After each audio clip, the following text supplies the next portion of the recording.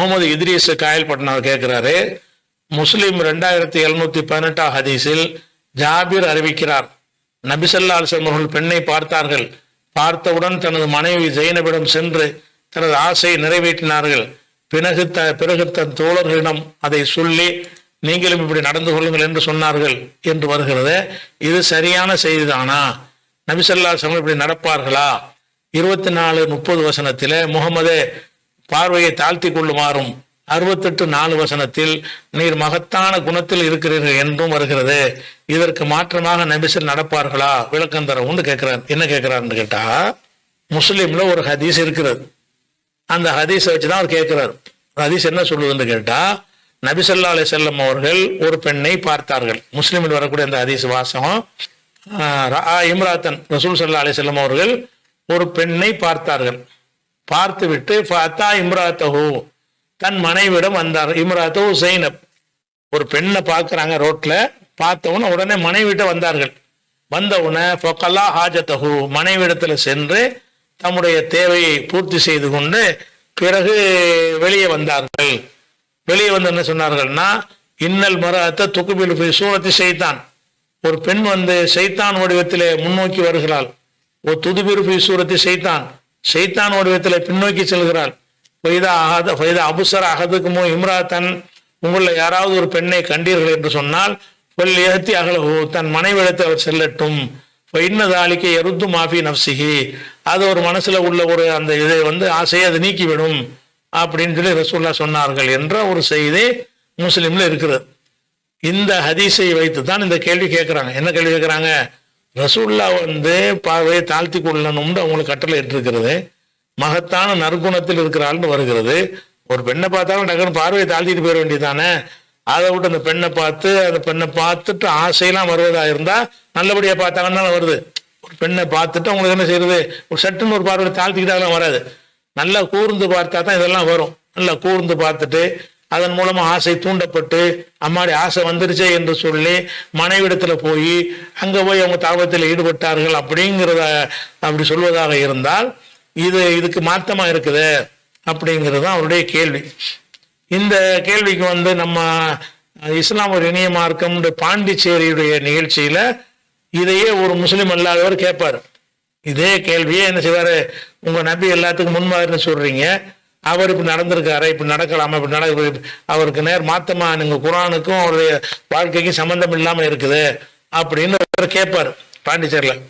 அப்பவே நான் ஒரு பதில் அது சொல்லியிருப்பேன். அதை முதல்ல கேட்டுக்கிறேங்க. இது புதுசு கிடையாது, ஏற்கனவே கேட்கப்பட்டு என்ன இதை சொன்னோன்னு வைங்க, புதுசா மறுக்கிறாங்கன்றுவாங்க. இது நடந்தது 15 வருஷத்துக்கு முன்னாடி உள்ள, அதே 15 வருஷத்துக்கு நினைக்கிறேன். அப்ப பல ஆண்டுகளுக்கு முன்னாடி நடந்த ஒரு கேள்வி பதிலையே இந்த செய்தி ஏற்புடைய செய்தி இல்லை என்பதை அந்த பொது நிகழ்ச்சியில் நான் விளக்கி இருக்கிறேன். முகமது நபியே பாத்தீங்கன்னா நிறைய தவறுகள் செஞ்சிருக்காரு. உதாரணத்துக்கு முகமது நபி பாத்தீங்கன்னா அவர் வந்து வீட்டை விட்டு வெளியே வர்றாரு. வீட்டை விட்டு வெளியே வந்த உடனே ஒரு பெண்ணை பாக்குறாரு. நல்ல, அதாவது வந்து இஸ்லாம் இனிய மார்க்கம் சொல்ற நீங்க இஸ்லாமை உருவாக்குன, இஸ்லாமியுடைய ஹதீஸுகளை அதிகமா போதிச்ச நபியை என்ன பண்றாரு, ஒரு பெண்ணை பாக்குறாரு. அந்த பெண்ணை பார்த்துதான் அவருக்கு காம இச்ச உணர்வுகள் அதிகமாகுது. உடனே தன்னோட மனைவி கிட்ட போயிட்டு அதை நிவர்த்தி செய்யறாரு. ஆனா முகமது நபி சொல்றாரு, கண்களை காத்துக்கொள்றவனும் தன் இதயத்தை காத்துக்கொள்றவனும் எப்படி இருக்கணும்னு சொல்லிட்டு ஒரு முன்மாதிரி சொல்றாரு. என்ன முன்மாதிரி சொல்றாருன்னா, கண்களை காத்துக்கொள்றவனும் கண்ணுகளை வந்து அலைய விடக்கூடாது அப்படின்னு. அப்போ நபியே அலைய விட்டுருக்காரு. ஏன்னா பாக்குறாரு, ஒரு பொண்ணை பார்த்தாரு, அந்த பொண்ணை பார்த்து அவருக்கு என்ன தோணுச்சுன்னே தெரியல, போயிட்டு தன் மனைவியோட அந்த இல்லற வாழ்க்கையை முடிச்சுட்டு வர்றாரு.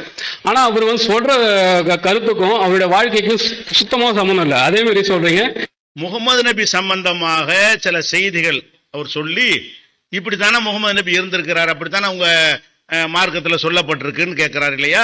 அதுக்கு அடிப்படையான சில விஷயங்கள் கேட்டதுனால, இது உங்களோட கொஞ்சம் ட்ரையான விஷயமா இருந்தாலும் சபையில கேட்டதுனால சொல்லிடுவோம். இஸ்லாத்தை பொறுத்த வரைக்கும் எங்களுக்கு வந்து குரான் வந்து மூல ஆதாரம். குரான் வந்து எப்படி மூல ஆதாரம்?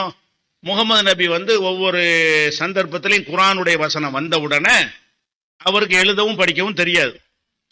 மனப்பாடம் செய்து கொண்டு எழுத தெரிந்தவர்களை அழைத்து எழுதி வச்சுக்கிறங்க, இன்றைக்கு இந்த வசனத்தை எழுதி வைத்துக் கொள்ளுங்கன்னு சொல்வார். அவங்க எழுத தெரிந்தவர்கள் எழுதி வைத்துக் கொள்வார்கள். ஒவ்வொரு குரான் வசனம் அருளப்பட்ட உடனே எழுத்தர்களால் அவங்க காலத்தில் எழுத்தாக ஆக்கப்பட்டுருச்சு. அதுக்கப்புறம் அவங்க மரணித்த பிறகு அனைவருடைய எழுத்துக்களை ஒன்று சேர்த்து, சில பேர் சிலதை விட்டிருப்பாங்க, சில பேர் இன்னைக்கு வராம இருந்திருப்பாங்க, சில பேர் தப்பா எழுதியிருப்பாங்க, எல்லாத்தையும் பிரதிகளை ஒழுங்குபடுத்தி ஒரு பிரதியாக இதுதான் கரெக்டான பிரதி என்று அவங்க காலம் முடிந்த உடனேயே முதல் ஆட்சியாளர் காலத்திலேயே அந்த குர்ஆன் ஒரு ஒட்டுமொத்த தொகுப்பாக ரெக்கார்டா எழுத்து வடிவத்தில் ஆக்கப்பட்டுருச்சு. அப்ப குர்ஆன் அந்த குர்ஆன் தான் அந்த நூற்றாண்டுல, அடுத்த நூற்றாண்டுல, அடுத்த நூற்றாண்டுல, இன்றைக்கு வரைக்கும் அதுதான் குர்ஆன்.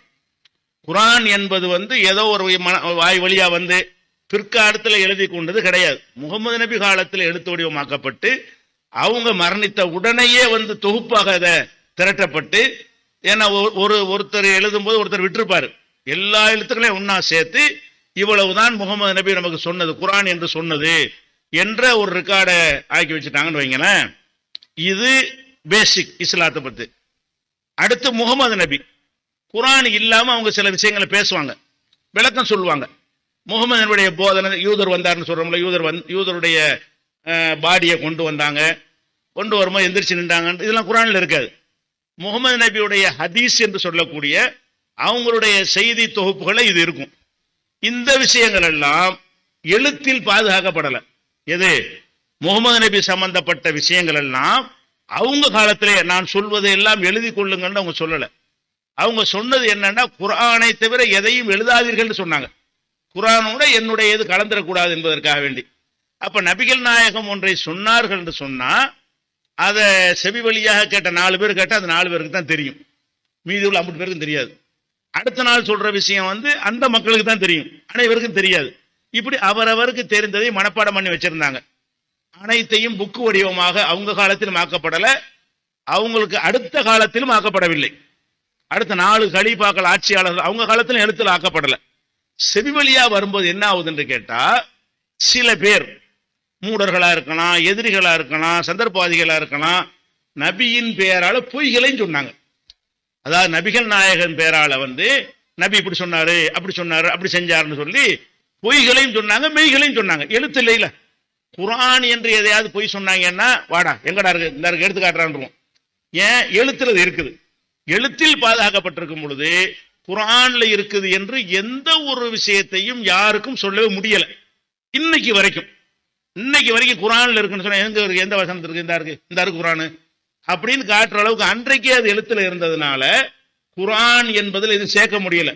முகமது நபியுடைய குர்ஆன் அல்லாத போதனைகள் இருக்குல்ல, போதனை சொன்னது செஞ்சதெல்லாம் அது சம்பந்தமான விஷயங்களை பொறுத்த வரைக்கும் செவி வழியாகவே ஒரு 200 ஆண்டுகள் வரைக்கும் செவி வழியாக நான் அவருக்கு சொல்ல அவர் சொல்லணும் வரும் பொழுது இடையில சில பேர் புகுந்து கொண்டு என்ன செஞ்சாங்க என்று கேட்டா, கிறுக்குத்தனமான விஷயங்களை எல்லாம் முகமது நபி சொன்னார்கள் தான் எழுதி வச்சிருக்கிறாங்க.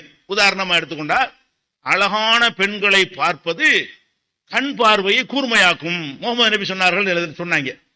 இப்ப குர்ஆன் இதை எப்படி கண்டுபிடிக்கிறது? இப்ப அதாவது முகமது நபி சொன்னார்னு சொல்லி அழகிய பெண்களை பார்த்தால் கண் பார்வை கூர்மையாகும் என்று முகமது நபி சொன்னதாக எழுதி வச்சிருக்கிறாங்க பிற்காலத்துல. இப்ப முகமது நபி சொன்னாரா இல்லையான்னு எப்படி கண்டுபிடிக்கிறது? கண்டுபிடிக்கலாம். எப்படி கண்டுபிடிக்கலாம்? பாதுகாக்கப்பட்ட குர்ஆன் கையில இருக்குது. குர்ஆன்ல அந்த போதனைக்கு ஏற்ப அது இருந்தா தான் முகமது நபி சொன்னார்னு அர்த்தம். குர்ஆனுக்கு ஏற்ப இல்லாம இருந்தா அது முகமது நபி சொன்னது அல்ல, அவர் பெயரால் இட்டு கட்டப்பட்டதுன்னு பிரிச்சிருவோம். முகமது நபி பெயர்ல உள்ள எந்த செய்தி வந்தாலும் குர்ஆன் என்பதை அவர் பாதுகாத்து தந்துட்டு போயிருக்கிறார். ஒரு மனிதரை பற்றி சொல்லும் பொழுது கூட குறை சொல்லுவோமா இல்லையா? அந்த மாதிரியான விஷயம் நபிகள் நாயகம் காலத்திலையும் அவர்களுக்கு பிற்காலத்திலையும் சில பேர் நினைஞ்சாங்க, இஷ்டத்துக்கு கூட அடிச்சாங்க. அப்ப கத்தரிக்காய் தின்றால் சொர்க்கத்துக்கு போகலாம் முகமது நபி சொன்னார்கள், இப்படி எல்லாம் ஹதீஸ் சொன்னார்கள். கத்தரிக்காய்க்கு சொர்க்கத்துக்கு என்ன இருக்குது? ஒரு மனிதன் உலகத்தில் நல்லவனா வாழ்ந்தா சொர்க்கம்டா ஓகே, நரகத்துக்கு போவானா அது ஓகே, சொர்க்கத்துக்கு போறதுக்கு கத்தரிக்காய் ஒரு காரணமா? அப்ப கத்தரிக்காய் தின்றால் சொர்க்கம் போவான் என்று நபி சொன்னார்கள் என்று சொன்னா எவனோ ஒரு விஷமி இதை பண்ணியிருக்கிறான், இதை சொல்றதுக்கு முகமது நபி வரல. அப்ப முகமது நபி பேர்ல எந்த ஒரு செய்தி சொல்லப்பட்டாலும் அது குர்ஆனோட ஒத்து இருக்குதா என்று பார்க்கிறது ஃபர்ஸ்ட் கடமை. குர்ஆனோட ஒத்து இல்லாதெல்லாம் தள்ளி விட்டுறணும், அது முகமது நபி சம்பந்தப்பட்டது கிடையாது. முகமது நபி பேர்ல இருந்தாலும் சரி, ஏன்னா குர்ஆன் ரெக்கார்ட்ல பாதுகாக்கப்பட்டிருக்கிறது. இந்த ஹதீஸ் என்பது செவி வழியாக பாதுகாக்கப்பட்டு 200 வருஷத்துக்கு பிறகு எழுதப்பட்டுச்சு. எழுதப்படும் போது எல்லாம் கலந்த நல்லதும் கெட்டதும் சேர்த்தா எழுதப்பட்டிருக்கும். அப்ப எந்த செய்தி முகமது நபி பேர்ல வருதோ அந்த செய்தி குர்ஆனுக்கு இணக்கமா சொல்லப்பட்டால் இது முகமது நபி சொன்னது.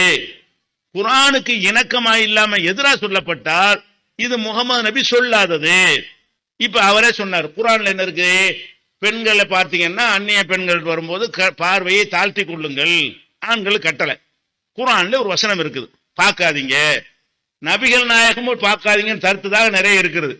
ஒரு பெண்ணை பார்த்தார்கள், பார்த்தோன்னு ஆசைப்பட்டார்கள், அப்படின்னு சொல்லப்பட்டா இது ஒரு சராசரியா நீங்களும் நானும் செய்வதற்கு கூட வெட்கப்படக்கூடிய ஒரு விஷயம். இதை அவர் செஞ்சிருந்தாரு, அன்னைக்கே அந்த மக்கள் வெறுத்திருப்பாங்க. முதல் விஷயம் இப்படியான ஒருத்தராக அவரை கண்டிருந்தாங்கன்னு வைங்களேன், அவ்வளவு பெரிய மக்களும் ஒட்டுமொத்த சமுதாயம் அவர் பின்னாடி திரண்டு இருக்கு. அப்ப எவனோ இதுல வேலை காட்டியிருக்கான்னு சொல்லி அதை எடுத்துக்கொள்வோம். நீங்க என்ன மாதிரி செய்தி ஒரு பெண்ணை பார்த்தார் ஆசைப்பட்டாருங்கிறதெல்லாம் ஆத்தன்டிக்கானதா? குர்ஆனுக்கு எதிராக இருக்கு. குர்ஆனுக்கு எதிராக வந்தால் நம்ம தள்ளிடுவோம். ஏன்னு கேட்டா ஓரிருவர் சொல்ற செய்தி. குர்ஆன் என்பது ஒட்டுமொத்த சமுதாயமும் குர்ஆன் என்று சொன்ன செய்தி. குர்ஆன் என்று சொன்னது அனைத்து நபிகள் நாயகம் சமுதாயமும் குர்ஆன் என்று சொன்னார்கள். அடுத்த தலைமுறை அதை குர்ஆன் என்று சொன்னார்கள். இன்றைக்கு இருக்கிற 100-200 கோடி முஸ்லிம்களும் அதை தான் குர்ஆன் என்கிறார்கள். அப்ப குர்ஆன் என்பது சங்கிலி தொடராக ஒட்டுமொத்த சமுதாயமும் அதை நாங்கள் பாதுகாத்து வைத்திருக்கும் பொழுது அதுக்கு மாற்றமாக ஓரிருவர் சொல்வது, ஹதீஸ் என்றால் ஓரிருவர் சொல்வது, அதை ஏற்றுக்கொள்ளலாம். எப்ப ஏற்றுக்கொள்ளலாம்? குர்ஆனுக்கு ஏற்ப இருந்தால் ஏற்றுக்கொள்ளலாம். முகமது நபி ஒரு கடன் வாங்கிட்டு திருப்பி கொடுக்க ஏமாத்தி விட்டாருன்னு வந்தா உண்மையா இருக்குமா? அப்படி ஒரு ஹதீஸ் சொல்லப்படுமையானால் நம்ம போய் தேடலாம் வேண்டியதில்லை. இது எப்படி அவர் செய்வாரு? இந்த விஷயத்துல ஒரு கடும்போக்கு காட்டின ஒருத்தர், கடன் வாங்கினால் கடவுள் கூட மன்னிக்க மாட்டார்னு சொல்லக்கூடியவர், குர்ஆன்ல அவ்வளவுக்கு கடனுக்கு இவ்வளவு கண்டிப்பு இருக்கும் பொழுது இது எப்படி அவர் சொல்லியிருப்பாரு? இப்படிதான் எடுத்துக்கொள்ளணும். அதனால இது என்ன செய்யறாங்கன்னா, அவர் என்ன சொல்றாரு, முஸ்லிம்கள்ல சில பேர் இது சரின்னு சொல்றாங்கிறாரு. அது மட்டுமா சரிங்கிறாங்க? வரதட்சணை வாங்குறலாம் சரின்னு தான் சொல்றாங்க. முஸ்லிம்கள்ல நிறைய பேர் அந்த வரதட்சணைக்கு பாத்தியா ஓதுறவன யாரு? மதகுரு தான். அல் ஃபாத்தியாங்கிறாங்க. எதுக்கு? இந்த வரதட்சணையை வாங்கி கொடுக்குறாங்கல்ல, கொடுத்தோன்னு அல் ஃபாத்தி வாங்குறான். இவன் யாரு? எங்க மதத்தின் மதகுரு. இவன் மதகுருவா இருக்கிற காரணத்தினால் அவன் சொல்ற சரியாயிருமா? இவர் சொல்லக்கூடிய ஒரு யாரோ குரூப் சொல்றாரு, அந்த குரூப்புகள்லாம் நீங்க சொல்ற மறுக்கிற செய்தெல்லாம் உண்மைங்கிறாங்க. அதை மட்டுமா உண்மைங்கிறாங்க? பேங்க்ல போய் பாத்தியா ஓதுறான், பேங்கை திறந்து வைக்கிறான். சினிமா கொட்டகையில போய் பாத்தியா ஓதிட்டு வர்ற எங்க மதகுருமார்கள்லாம் இருக்கிறான். அங்க எப்படி இருக்கோம்னா, குர்ஆன்ல உள்ளதுக்கு ஏற்ப உள்ள செய்திகளை ஏற்றுக்கொள்ளணும்னு சொல்லக்கூடிய நாங்கள் மார்க்கத்துக்கு இந்த பேசுறோம்ல, இதுக்கு பீசா பேச்சாளர்களுக்கு கூலி. அவர் சொல்லக்கூடிய முஸ்லீம்கள் சில பேர் அப்படி செய்யறாங்கல்ல, அவன்லாம் பேசுறதுக்கு மீலாது விழாக்கு 2000 ரூபா விடுன்னு கேட்பான். 10,000 ரூபா வாங்குறவங்களாம் இருக்கிறார்கள். ஒரு மணி நேரம் பேசிட்டு போறதுக்கு 10,000 ரூபா வசூல் பண்ணி கொடுப்பாங்க. எங்க அமைப்பில் அதெல்லாம் கிடையாது. இறைவனுக்காக வேண்டி நீ மறுமைக்கு பேசுறான்னு அவ்வா, இல்லாட்டி போய்கிட்டே இரு. மக்களை நல்வழிப்படுத்துறதுக்குன்னு இப்படி சொல்றோம். அதனால அவர் சொல்லக்கூடிய நபிகள் நாயகத்தை பற்றி சொன்ன செய்திகள்ல நாங்கள் எல்லாம் மறுக்கிற செய்தியை தான் சொல்லுகிறார். என்ன மறுக்கிற செய்தி? குர்ஆனுக்கு எதிராக இருப்பது. நாங்க மனமுரண்டாவெல்லாம் மறுக்கல. குர்ஆனுடைய போதனைக்கு எதிராக அந்த ஒரு சொன்னார், பொம்பளை பார்த்து ஆசைப்பட்டாருங்கிறது ஒரு காம கூடுறர் மாதிரி தெரியுதுல. அப்ப காம கூடுறர் தெரிஞ்சா பொய்ன்னு அர்த்தம். அவர் காம கூடுறரா இருந்தா அன்னைக்கு அடிச்சு விரட்டிருப்பாங்களா அந்த மக்கள்லாம்? அந்த மக்களால் நற்குணத்தின் தாயகம் என்று மதிக்கப்பட்டிருப்பார்களா? அப்ப அனைவரும் எடுத்து ஒரு சாம்ராஜ்யத்தை உண்டாக்குற அளவுக்கு அந்த அரபு தீபகற்பத்தில் ஒருத்தருமே இல்லைங்கிற அளவுக்கு ஆயிடுச்சு. அடுத்து நம்ம கவனிக்க வேண்டிய விஷயம் என்னன்னு கேட்டா, நீங்களே சொல்றீங்க இது குர்ஆனுக்கு மாத்தமா இருக்குன்ற. ரசூலுல்லாஹ்வுடைய அந்த கேரக்டர் வச்சு பார்த்தோம்னு சொன்னா அப்படிலாம் ஒரு பெண்ணை பார்த்தவங்க அப்படி ஆசைப்பட்டு அப்படிலாம் போக மாட்டாங்க. பண்ண அவங்க கற்றுத்தந்த வழிமுறை என்னன்னு கேட்டா, பார்வையை தாழ்த்திக்கிறங்க, ஒரு தடவை கண்ணில் பட்டா பரவாயில்லை, 2வது தடவை பார்த்துடக்கூடாது அப்படின்லாம் ரசூலுல்லாஹ் வலியுறுத்தி அறிவுரை சொல்லி இருக்கும் பொழுது, ரோட்ல ஒரு பெண்ணையெல்லாம் பார்த்துட்டு வீட்டுக்கு வாங்குங்கிற மாதிரிலாம் இது பிராக்டிக்கலாவும் சரியா வராது. ஒரே ரோட்டுக்கு போனோம்னா நூற்றுக்கணக்கான பேர் வந்துகிட்டு தான் இருப்பாங்க. அதுல பலர் ஈர்க்கக்கூடிய பல வகையில் இருக்கத்தான் செய்வாங்க. வந்துட்டு வீட்டுக்கு போயிட்டு வர்றது நேரம் சரியா இருக்கும். வணங்குதா? இப்படிங்கிற ஒரு அறிவுரை இது ரசூலுல்லாஹ்வுடைய தன்மைக்கு மாத்தமா இருக்குன்னு ஒண்ணு.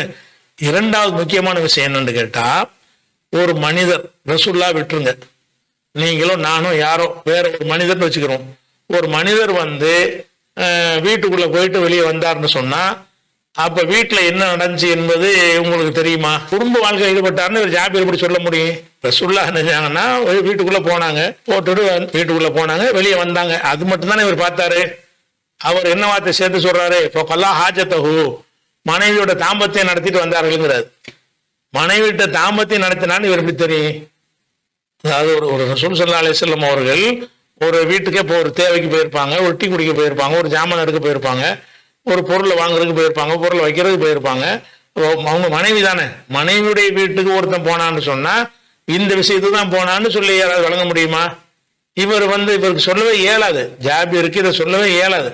அப்ப என்ன செய்யறாருன்னு கேட்டா அவர் சொல்லியிருக்க மாட்டார். இது ஏதோ ஒரு குழப்பம் இருக்கிறது அப்படிங்கிற வகையில இந்த ஹதீஸ் நெஞ்சிருக்குது நம்ம ஏற்கனவே மறுத்திருக்கிறோம். அது போக என்னன்னு கேட்டா ஜாபிர் வழியாக அந்த அபு ஜுபைர் என்பவர் தான் இதை அறிவிக்கிறார்.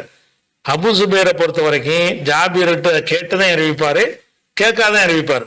ஜாபிர்கிட்ட அவர் அதை சொல்லியிருக்காரு, நான் அறிவித்த அனைத்தும் ஜாபிர்கிட்ட கேட்டது கிடையாது, நான் கேட்ட விஷயங்களையும் அவர்கிட்ட அறிவிப்பேன், கேட்காத விஷயத்தையும் அறிவிப்பேன், வேற ஆள்கிட்ட சொல்லியும் கேள்விப்பட்டும் ஜாபிர் பேர்ல அறிவிப்பேங்கிறார். அவரே சொல்லிட்ட காரணத்தினால இங்க அபி ஜுபைரி அன் ஜாபிர் வருது. இந்த அன் வேற போடுறாரு. நான் கேட்டேன்னு சொல்லல, ஜாபிர்கிட்ட நான் கேட்டேன்னு சொல்லல.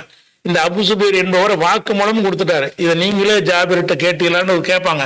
இல்ல நான் கேட்டதையும் சொல்லுவேன், வேற ஆளுக்கு ஜாபிர்கிட்ட கேட்டு என்று சொல்லுவாங்க, அதையும் சொல்லுவேங்கிறாரு. அந்த வேற ஆள் யாராவும் இருக்கணும், யாருன்னு தெரியல.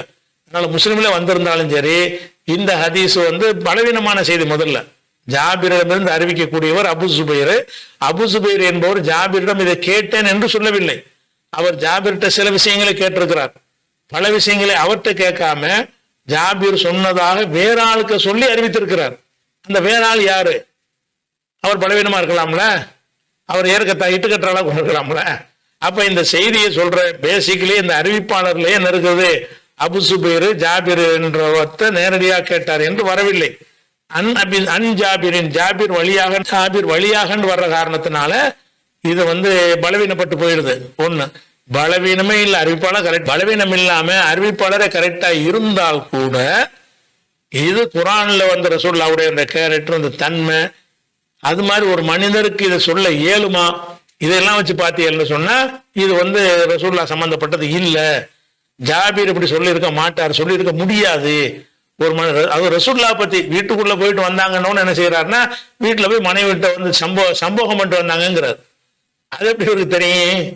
வீட்டுல மனைவிட்ட கொஞ்ச நேரம் உட்கார்ந்துட்டு எத்தனை விஷயங்களை பேசிட்டு வருவாங்க, போய் சம்போகம் பண்ணிட்டு வந்த கலா ஹாஜத்துங்கிறாரு, தேவையை பூர்த்தி செஞ்சுட்டு வந்தாங்க அப்படின்னு சொன்னா இதை எந்த ஒரு மனிதராலும் அறிவிக்க முடியாது.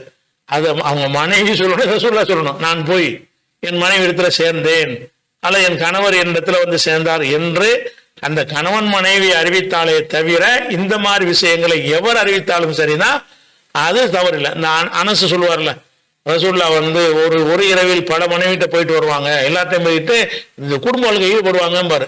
இவருக்கு எப்படி தெரியும்? 11 மனைவிட்ட போவாங்க, ஒரு இரவுல அத்தனை பேர்ட்டையும் போய் குடும்ப வாழ்க்கை ஈடுபட்டாங்கன்னு எப்படி தெரியும்? ஒரு வெளியூர் பயணம் போகும்போது இல்லாட்ட சொல்லுவதற்காக எல்லா வீட்டுக்கு போவாங்க. அந்த சம்பவத்தை எப்படி விளங்கிட்டாருன்னா போய் படுத்துட்டு வந்தாங்கன்னு சொல்லுவார். அப்படி புகார்ல வருது அந்த ஹதீஸ். எதை ஏற்றுக்க முடியுமா? இவருக்கு எப்படி தெரியும்? மனைவி வீட்டுக்கு போன ஒவ்வொரு மனைவி வீட்டுக்கு போனாங்கன்னால என்ன அர்த்தம்? எல்லா மனைவி வீட்டுக்கு போறாங்கனாலே ஒரு பயணம் சொல்ல போறாங்கன்னு பளிச்சுன்னு விளங்குகிறது. பயணம் சொல்ல போற விஷயத்தை இவர் என்ன செய்யறாருன்னா அனைத்து மனைவிட்டையும் போய் சம்பவம் பண்ணாங்க ஒரு இரவுல அப்படிங்கிறார். சம்பவம் பண்ண எப்படி பார்த்தாரு இவரு? அனஸ் அறிவிக்கிறாரு, புகார்ல இருக்குது. அது செய்தி சரியான செய்தி இல்லைன்னு நம்ம ஏற்கனவே சொல்லி இருக்கிறோம். அந்த கேட்டகரியில தான் இது வருமே தவிர இப்படி ரசூலுல்லாஹ் நடக்கவும் மாட்டாங்க, நடந்ததும் இல்லை. இது ஆத்தண்டிக்கான அறிவிப்பாளர்களையும் ஆத்தண்டிக்கான செய்தி இல்லை, கருத்து அடிப்படையிலேயே இது ஒரு ஆத்தண்டிக்கான ஒரு செய்தி கிடையாது நினைக்கிறேன்.